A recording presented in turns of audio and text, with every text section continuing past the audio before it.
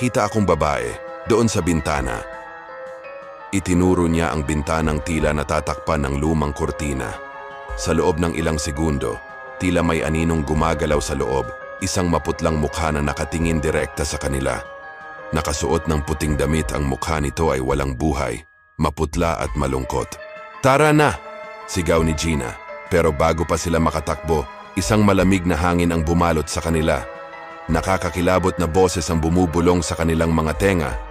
"Tulungan mo ako, huwag mo akong iwan." Nang lumingon sila, nakita nilang hindi lang isa, kundi maraming anino ng mga kaluluwa ang naglalakad sa bakuran, tila mga kaluluwang hindi matahimik. Si Miko, na pinakamalapit sa bahay, biglang natumba at nagsimulang maghalhal sa sobrang takot.